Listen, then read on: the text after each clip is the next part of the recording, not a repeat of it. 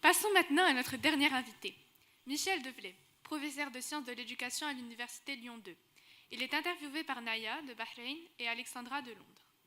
Bonjour, aujourd'hui nous allons faire un focus sur les compétences de la vie avec Michel Develay.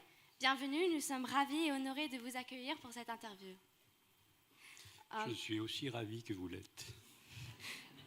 Vous êtes professeur en sciences de l'éducation dans l'Université Lumière à Lyon et votre intervention en séance plénière portait sur les compétences de vie. En quelques mots, que sont les compétences de vie ? Ce que vous êtes en train de faire, cela a été dit précédemment, vous avez appris à vous respecter, vous avez appris à coopérer, vous avez appris à être autonome. Toutes ces choses-là qui font qu'un individu devient un jour un homme, une femme, toutes ces compétences-là ne sont pas prises en compte en général à l'école, parce qu'à l'école, on note un élève sur ses compétences en français, en éducation physique et sportive ou en anglais. Mais il y a beaucoup d'autres choses. Imaginez par exemple que comme professeur de français, je vous dise, à tous les 5, vous allez écrire un texte sur comment se passe le congrès.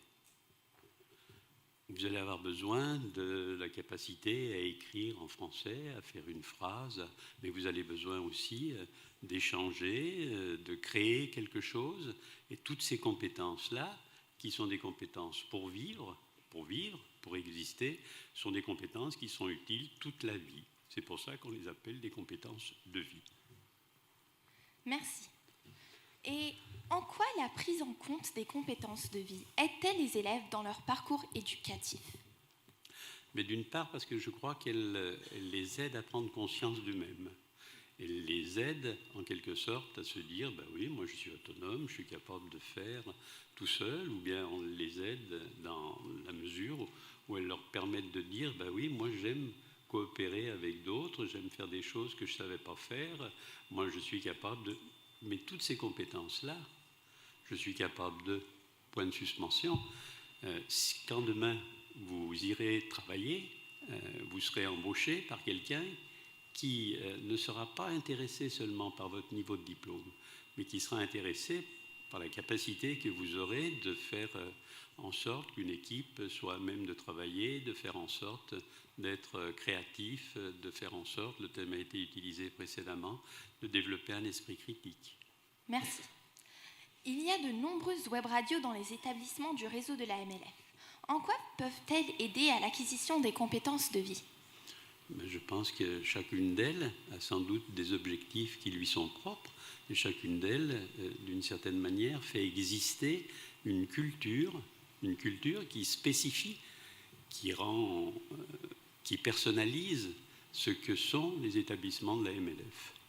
Et on peut dire que les établissements de la MLF sont des établissements dans lesquels on se rend, on pourrait dire attentif, pour ne pas dire davantage, on sera attentif à valoriser la totalité de ce que sont les élèves. Et les élèves ne sont pas que des machines à faire des mathématiques ou quelque autre discipline que ce soit. Ce sont des élèves qui, à l'école, ont à apprendre les savoirs que nous partageons au sein de la communauté que nous constituons, mais ce sont aussi des individus.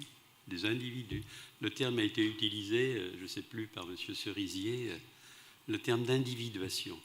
Je crois qu'à l'école, les deux grandes, alors on pourrait dire compétences ou familles de compétences, c'est d'une part aider les élèves à se sentir individus, c'est-à-dire, comment le dire, l'individuation, c'est la capacité à avoir conscience de soi. Merci.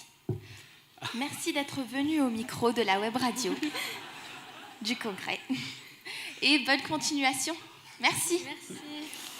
Merci à Naya du LFI de Bahreïn et à Alexandra de l'EIFA International School de Londres. Et merci à Michel Develay.